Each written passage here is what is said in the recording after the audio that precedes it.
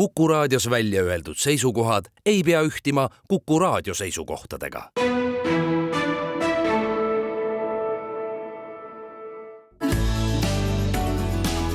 Keskpäevatund.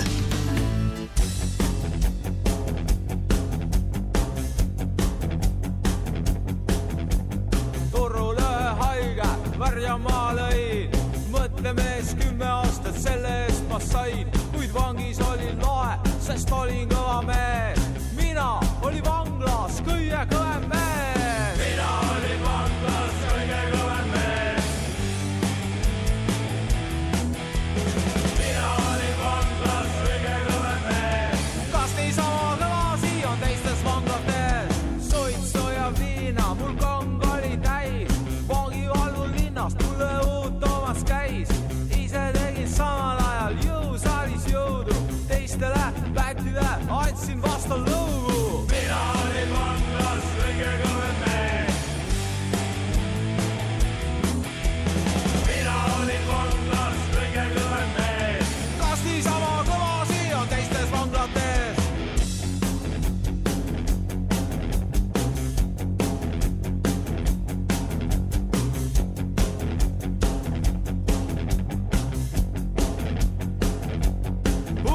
Kui vangiaeg sai läbi, ma välja tulin sealt, siis ära võis mind tunda kilomeetri pealt, sest olin üle kead, tätoveeringuid ma täis, üle linna pätte vaatamas mind käis. Mina olin vanglas kõige kõvem mees. Mina olin vanglas kõige kõvem mees. Kas niisama kõvasi on teistes vanglates? Kuid raha mul ei olnud, ma pargis magasin, mul varsti hakkas igav, tahtsin vangi tagasi, sest vanglas olin mina ju kõige kõvem mees. Mina olin vanglas kõige kõvem mees. Mina olin vanglas kõige kõvem mees. Mina olin vanglas kõige kõvem mees. Kas niisama kõvasi on teistes vanglates? Mina olin vanglas kõige kõvem mees. Kas niisama kõvasi on teistes vanglates?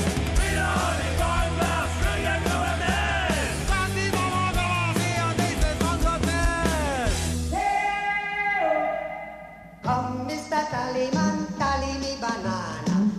Uudiseid koduvabariigist. Tere, siin Keskpäevatund ja Kuku Raadio, Tallinna otsestuudios Ainar Ruussaar, Marek Strandberg ja Priit Hõbemägi. Laulis meile ansambel Kurjam sellest, kes on vanglas kõige kõvem mees ja need, kes on viimase nädala uudistega kursis, võib-olla võivad arvata sedagi, et ehk aasta või paari pärast kõige kõvem mees Tartu vanglas ei olegi enam mingisugune Igor või siis Vello, vaid on hoopis Mahmud või mingisugune teine selline huvitav nimi, sellepärast et justiitsminister Liisa Pakosta Eesti 200-st on tulnud välja sellise ideega, et Eesti võiks välja rentida oma tühjaks jäänud vangla kohti välisriikidele ja see, millest konkreetselt praegu jutt on siis kokkulepe Rootsi kuningriigiga, kus Rootsi saaks oma pikaajalise karistuse saanud vange saata karistust kandma Tartusse, Tartu vanglasse, kus on tühje vanglakohti. Jah, vastasel juhul tuleb Tartu vangla kinni panna ja Tartu vangla alustas alles 2002 ja pärast seda, kui Tartu vangla ehitus valmis sai, öeldi, et see on ikkagi üks Euroopa kaasaegsemaid vanglaid. Muidugi on kahju, kui selline Euroopa kunagine kaasaegsem vangla kinni paneb, aga mina ei näe sellest küll probleemi, kui on riikidevaheline kokkulepe, mis sätestab päris täpselt ikkagi, milliseid vange siia tuua või mitte. Mina tõepoolest ei näe sellest probleemi. Ainus probleem, mida ma näen, on see, et raha, mida Rootsi riik selle eest maksab, on minu meelest liiga väike. No probleem on tegelikult tõsine. Ei ole. Kuula lõpuni. Kui sa vaadanuks näiteks seda, mida arvas Kaitsepolitseiamet sellest vanglate märgist, mida Pakosta on ette valmistanud, siis tundub, et Pakosta näiteks ei ole ministrina üldse kõnelenudki Kaitsepolitseiametnikuga ja ametnikega ega organisatsiooniga, sellepärast, et nende jaoks on see ikkagi probleemi allikas, et tekib leke, tekib erinevate inimeste leke, no leping, no oleme nüüd ausad, no mida sa saad kokku leppida kriminaalide asjus? Praktiliselt mitte midagi. Saab küll. No Kokkuleppe sätestab väga selgelt seda, meil on muud probleemid, Ainar. Meil on muud probleemid julgeolekuga seotud.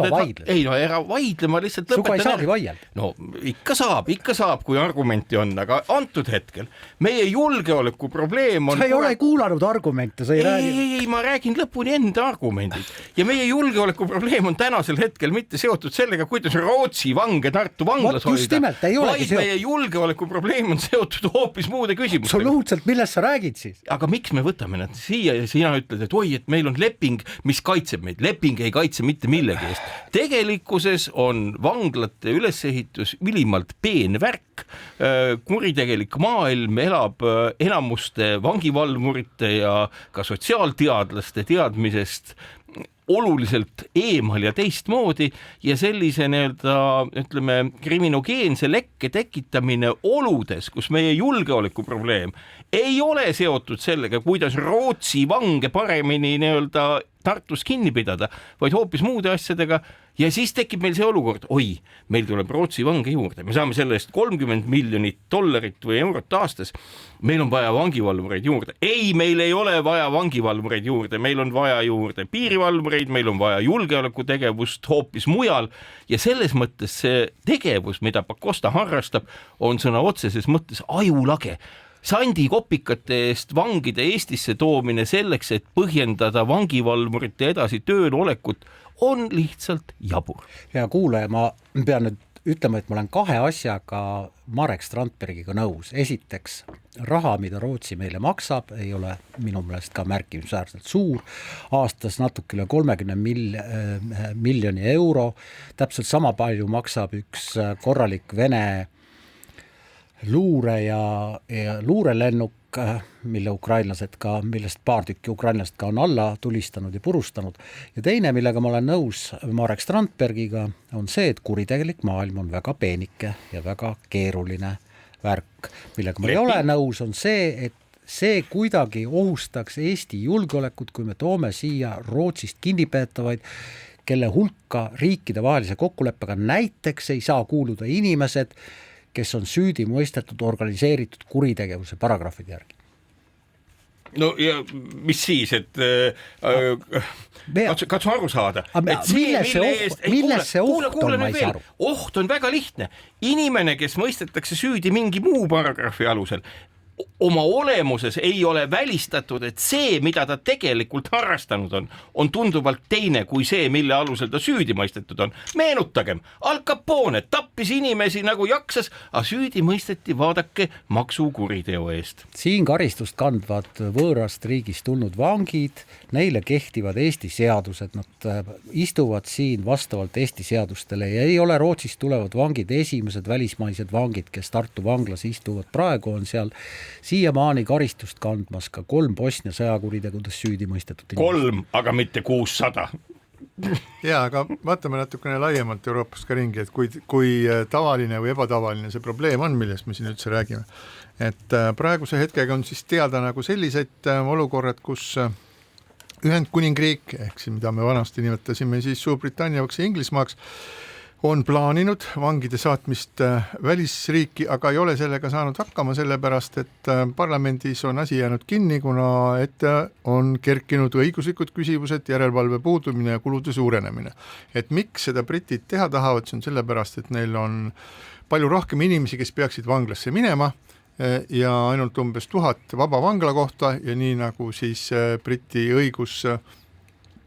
süsteemi esindajad ütlevad, et me ei saa endale lubada seda, et inimesed, kes on teeninud ausalt välja, väike iroonia, ausalt välja vanglakaristuse, ei saaks nüüd seda, et me peame korraldama seda, et nad saavad seda, mis nad on teeninud. Ja kui nüüd tuletame siis meelde seda, et või mitte me ei tuleta meelde, vaid lihtsalt toome välja selle, et see Rootsiga vangide mitte vahetus, vaid Rootsi vangide toomine ei ole Pakostal üldse esimene kord. Ta on sellega tegelenud juba tükk aega. Ta on sellega tegelenud juba ka möödunud aasta septembris. Kirjutas siis Sky News, Briti meediaväljaanne sellest, küsimusest ja tsiteerib siis Eesti justiitsminister Liisa Pakostat, kes siis ütles Daily Telegraphile põhjenduseks, miks pärast soovib Eesti Briti vange siis nii-öelda kodustada meie vanglates. Pakosta ütles niimoodi, Ühendkuningriigil ja Eestil on pikk ajalugu edukast rahvusvahelisest koostööst ja selline partnerlus võiks luua edasisi võimalusi üksteise käest midagi õppida ja kasu saada. Ja see on täiesti loll jutt. Ühesõnaga, sa tahad teisest riigist tuua siia sadu ja sadu kurjategijaid ja siis sa ütled, et see on selline tore asi, et me oleme juba toredasti koos töötanud, et äkki õpime teineteiselt veel midagi. Ühesõnaga, aga britid ütlesid, et see ei ole väga hea mõte, sellepärast, et vangide õigused Eestis ei pruugi olla tagatud, samuti oli üks põhilisi vastuväited oli Briti parlamendis see, et vangid ei saa kohtuda oma perekondadega. Nüüd vaatame siis edasi. Kõige lähem näide, mis siis Euroopas praegu toimub, on leping Taani ja Kosovo vahel. Taani ja Kosovo vahel. Niisiis, Taani ja Kosovo vahel on sõlminud 2027. aastal omavahel kokkuleppe viia Taanist Kosovosse 300 vangi, kes on võõrpäritoluga. Ehk et need ei ole siis nagu etnilised taanlased, aga need on tõenäoliselt Taani sisse rännanud inimesed, kes on hakkama saanud mingisuguste kuritegudega ja viiakse siis vanglasse, mis asub 50 kilomeetri kaugusel Kosovo pealinnast Pristinast ja nüüd kuulake numbreid. 300 vangi, selle eest makstakse 200 miljonit eurot. 300 vangi ja 200 miljonit eurot. Eesti puhul siis mitu vangi ja mitu eurot. See oli vist 600 või? No, Eesti saab 30 miljonit eurot aastat. Ühesõnaga, mida ma tahan öelda? Ja võtab rohkem vange. Ehk küsimus on selles, et mis pagana tehing see on, kui Euroopas on selline nagu mingisugune vangide turg välja kujunenud. Et jah, et seal nii mitusada vangi ja sellest makstakse nii palju, et kui Kosovole maksab Taani siis 200 miljonit eurot selle eest ja Eestile maksab 30 miljonit eurot rohkemate vangide eest, sest mis pärast meie justiitsminister sõlmib selliseid tehinguid? Seda ma ka juba mainisin, jah, et see summa on naljakalt väike. Õige, aga minister teeb õige otsus, eks ole. Üks asi veel, pange tähele. Eelmisel aastal või mingil hetkel tekkis olukord, kus vanglas inimeste ravimine ja eraldi eelarvega selle ravimine lõppes ja kõik see asi kolis meie haigekassa kaela ja sellega peab tegelema maksumaksja. Nüüd seda küsimust, kes hakkab neid vange ravima ja millise raha eest seda tehakse, ei ole üldse käsitletud. Sellepärast selle 30 miljoni euro eest kindlasti ei ole võimalik neid vange ravida ja see töö, mis on Pakosta poolt tehtud, on lihtsalt üks puder ja kapsad. Ehk et meil on selline tähelepanu otsiv minister, kes on seda ka enne teinud kõik võimalike asjadega ja nüüd me oleme paraja portsu otsas, kus juba on sõlmimisel mingid lepingud, juba plaksutavad kõik käsi, kaitsepolitseinikud vaatavad kurja pilguga ministri poole, kehitavad õlgu ja ei saa aru, mis toimub ja pange tähele, mingil hetkel saabub ka see olukord, kus öeldakse, et jaa, teate, aga see leping on nii kasulik, et lepime sellega, et natukene meie tervisekassa puudujääk veidi kasvab, sellepärast, et see leping on nii tulus. Sellega peaks olema ka siis kaasas ka sealpoolse tervisekulude kandmine või mis iganes. See on nii auklik, see on veel auklikum, kui saab olla üks sõel. Siin on nüansse, mille kohta me kindlasti tahame teada ja see, millest sa, Marek, rääkisid, on üks neid nüansse. Teine nüanss on kindlasti see, et etnilisi rootslasi ilmselt tuleb siia tunduvalt vähem kui neid, kes on Rootsis kriminaalkorras süüdi mõistetud ja peavad vanglakaristust kandma. Aga ma kordan veel kord, mina ei näe siin väga suurt turvariski, mina näen siin isegi seda, et tegelikult Eestil on võimalus hakata Euroopa vangla pealinnaks. Ja Tartu heade mõtete ja Euroopa vangla pealinn. See oleks nüüd küll kõva sõna, et nagu ülikooli linn haukab endale juurde sellise kauni loosungi, ma ei usu, et üliõpilased selle see on nüüd tüüpiline näide, kuidas Strandberg paneb teisele inimesele sõnad suhu. Ei, lepime kokku sellest, et meil kõigil ma panen alati teistele sõnad suhu. Ma ei ole midagi säärast väitnud. Kuulge sõbrad, et meil on kõigil õigus olla erinevatel arvamustel ja kui kellelgi on teistsugune arvamus, et seda ei ole vaja üldse võtta isiklikult, et seda me siin nagu püüamegi välja selgitada, et kui üks arvab, et see on okei, ega neid inimesi, ma saan aru, valitsuses on selliseid inimesi lõppkokkuvõttes palju, sellepärast, et ega kui Eesti 200 arvab, et tore on tuua Tartusse sadu ja sadu võõrvange ja siis pärast sellist tegevust minna kohalikele valimistele ja siis öelda tartlastele seda, sõbrad, meie olemegi need, meie Eesti 200, meie olemegi need, kes tutvustavad teid Abdurrahmanide, Muhamedide ja kõikide teiste toredate inimestega, kes hakkavad teil siin müüri taga istuma. Aga müüri taga ja kinnises kongis ja nad ei saa. Hakkavad istuma Tartu hotellides ja käima Tartu turgudel ja siis nad ja nii edasi ja nii edasi ja nii edasi. Oh jumal, Priit, ei ole nii lihtne, et siis nende mitte Rootsi etnilist päritolu kinnipeetavate sugulased kolivad Tartusse elama. Miks mitte? Selleks, et saada kord 2 kuu jooksul tunniks ajaks kokku ja võib-olla isegi mitte silmast silma kokku, vaid läbi mingisuguse teleka vahenduse. Siin ma ei näe küll absoluutselt. Aga odav on ikka, eks ole. Siin ma ei näe absoluutselt. Aga see, et meil püksid jalast on võetud, et 30 miljoni euro eest siukest nagu kammajaad lubatakse, sellega sa oled nõus ju? See 30 miljonit eurot on tõesti vähe, see on naljaväärt raha ja sellega ma olen absoluutselt nõus, et see summa peaks olema suurem.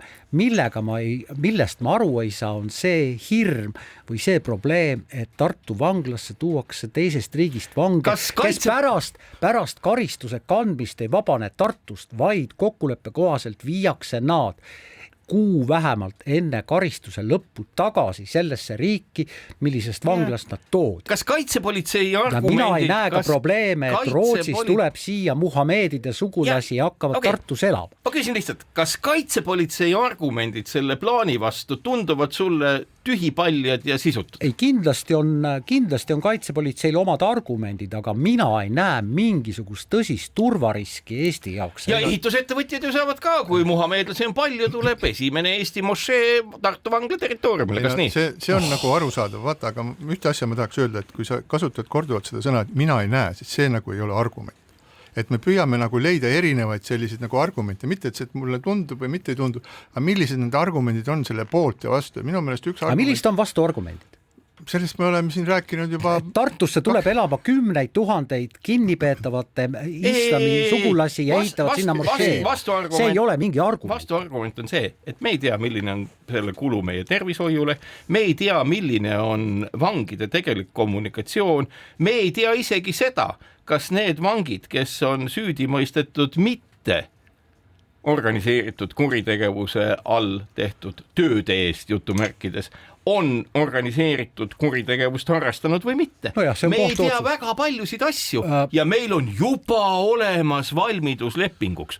No kuulge, see on nagu nii õudne, kui keegi ehitaks, ma ei oska öelda, ütleks, et ei, vaadake, need Vene ettevõtted toovad siia lihtsalt lõhkeainet selleks, et see aeg-ajalt siin säilitada ja ei ole midagi hullu. See on hull asi, see on tegelikult märgiliselt hull. See on väga ohtlik minu meelest ka selles mõttes, et kui selliseid asju teeb üks minister, kes kuulub erakonda, mida sisuliselt ammu enam ei ole olemas, millel puudub nagu toetus, mille lõpp on lihtsalt nagu silmaga näha, see on käega katsutav, selle erakonna Eesti 200 lõpp on sügisel, siis kui toimuvad kohalikud valimused, kus mitte keegi neid ei vali ja siis on väga otsustav punkt Eesti 200-le, mis saab nüüd edasi, sellepärast, et nad täiesti kindlalt hävivad kohalikel valimistel, kuna neil ei ole nimekirju, neil puudub nagu plaan, neil puudub populaarsus ja nii edasi ja nii edasi.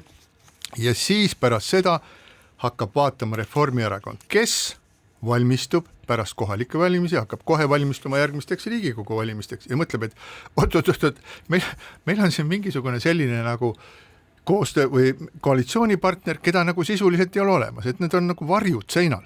et kuidas me nüüd edasi läheme. Niimoodi ei saa ju vastu minna järgmistele Riigikogu valimistele. Eesti 200-ga ei saa Reformierakond vastu minna Riigikogu valimistele, sest Eesti 200 hääli ei too. Nad tuleb kellegi vastu välja vahetada.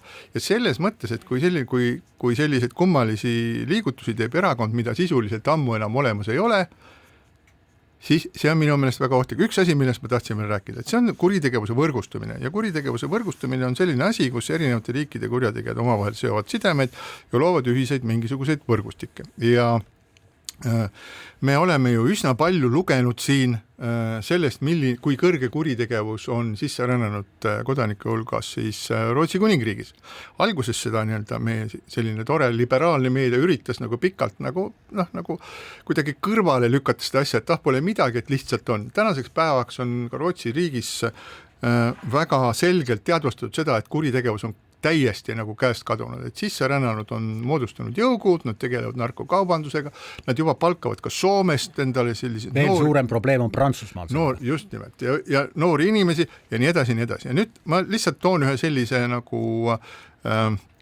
stsenaariumi, mis minu meelest on võimalik ja ma ei ütle absoluutselt seda, et see võiks juhtuda, aga ma mõtlen, et kuna kurjategijad vanglates nagu nii omavahel suhtlevad, nad ei istu seal üksikkongides, nad käivad söömas, nad ma ei tea, käivad jalutamas, mida iganes ühesõnaga, nad kohtuvad teineteisega ja selge on see, kui siia satub inimesi, kes on seotud sadu inimesi, kes võivad olla seotud narkokuritegevusega Rootsis, siis nad sõlmivad kohalike kurjategijatega sidemeid, nad suhtlevad omavahel ja hakkavad mingist ühist businessit ajama. Ja siis ma arvan, et üldiselt lugedes kõiki neid asju, mida Rootsi narkokaubanduse kohta kirjutatakse, ma arvan, et see kõik, mis Eestis toimub, see on Eestis väga hea kontrolli all ja Eesti kurjategijad on siuksed nagu suhteliselt nagu pehmed vennikesed, kuskilt sealt Peipsi äärest sellised nagu suuremad kasvu ülekaalulised tegelased ja mõtleme nüüd sellele, et ühel hetkel siis, kui see võrgustumine toimub, mõtlevad need samad Jugoslaavia